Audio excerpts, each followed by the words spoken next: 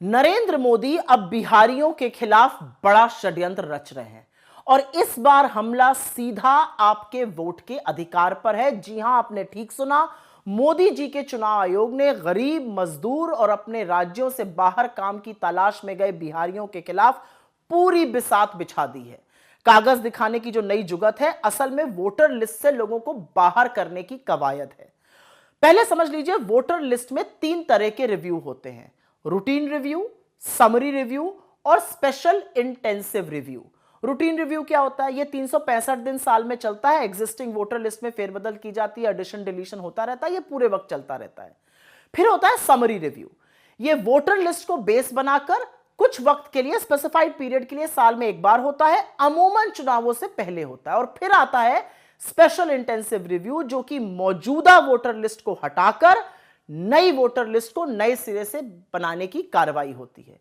बिहार में 22 साल बाद चुनाव से सिर्फ 2 महीने पहले स्पेशल इंटेंसिव रिव्यू किया जा रहा है। पिछली बार जब यह 2003 में हुआ था, तब इसमें 2 साल लगे थे। अब दावा किया जा रहा है कि यह 1 महीने में ही हो जाएगा। अब यह कैसे संभव है, इसका जवाब चुनाव आयोग या मोदी जी दे सकते हैं। तो स्पेशल इंटेंसिव रिव्यू में होगा क्या, यह भी समझना जरूरी है। अगर आपका 2003 की वोटर लिस्ट में नाम था तो वो नई लिस्ट में स्थापित हो जाएगा, इसमें कोई इशू नहीं है। लेकिन अगर 1987 से पहले आपका जन्म हुआ था तो आपको अपने जन्म और जन्म स्थान का सर्टिफिकेट लगाना होगा।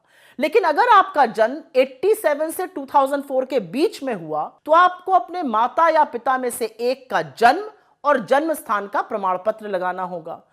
2004 के बाद अगर आपका जन्म हुआ है तो आपको अपने दोनों माता पिता का जन्म और जन्म स्थान का प्रमाण पत्र लगाना होगा। अब सवाल ये, इसमें कौन सी बड़ी बात है? तो पहले समझिए, प्रमाण पत्र मान्य कौन से हैं। बर्थ सर्टिफिकेट मतलब जन्म प्रमाण पत्र, जाति प्रमाण पत्र और स्कूल छोड़ने का प्रमाण पत्र, जो स्कूल लीविंग सर्टिफिकेट कहा जाता है। कौन से प्रमाण पत्र आपके मां बाप के लिए मान्य नहीं है? आधार और वोटर आईडी कार्ड। अब इसी से बहुत सारे ज्वलंत सवाल खड़े होते हैं। 3 महीने पहले ही बिहार में समरी रिव्यू हुआ था, तो उस समय स्पेशल इंटेंसिव रिव्यू की बात क्यों नहीं की गई? दूसरा सवाल, नए चुनाव आयोग ने बोला था अभी 1 महीने पहले कि उन्होंने 4000 कंसल्टेशन किए, तो उनमें से एक में भी स्पेशल इंटेंसिव रिव्यू पर चर्चा क्यों नहीं की गई? तीसरा बड़ा सवाल, इतना बड़ा कदम उठाने से पहले चुनाव आयोग ने राजनीतिक दलों से विचार विमर्श क्यों नहीं किया? ये सबसे बड़े स्टेक होल्डर्स होते हैं, ये चर्चा क्यों नहीं की गई? चौथा सवाल, ये जो स्पेशल इंटेंसिव रिव्यू है, ये किसकी मांग पर किया जा रहा है? कहां से डिमांड आई है ये होने की? पांचवा सवाल, 22 साल बाद एकाएक निर्णय क्यों लिया गया और शुरुआत बिहार से क्यों की जा रही है, जहां पर कुछ ही महीनों में चुनाव होने हैं?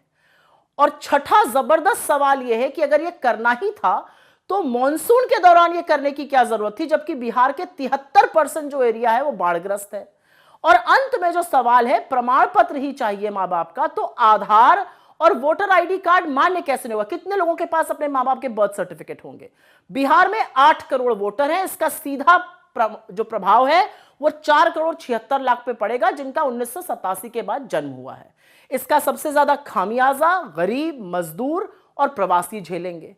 मतलब एक प्रधानमंत्री जो अपनी डिग्री ना दिखाने के लिए कानून बनाता है, वो पूरे देश के कागज देखने पर आमादा है। वो क्यों बार बार ऐसे स्वांग रचते हैं जिससे गरीब मजदूर का सबसे बड़ा हथियार, उसका वोट ही छीन लिया जाए? और जो बात बहुत सारे लोग कह रहे हैं कि ये एनआरसी का नवीनीकरण करके नाम बदलकर जो काम चुनाव आयोग के द्वारा कराया जा रहा है, ये किस हद तक सही है, इसका जवाब सिर्फ और सिर्फ मोदी सरकार दे सकती है। लेकिन चुनाव के 2 महीने पहले यह होना और इससे संभवतः बहुत सारे लोग वंचित रह जाएंगे वोट देने से, यह सवाल आज पूरा देश के चुनाव आयोग से और नरेंद्र मोदी जी से पूछ रहा है।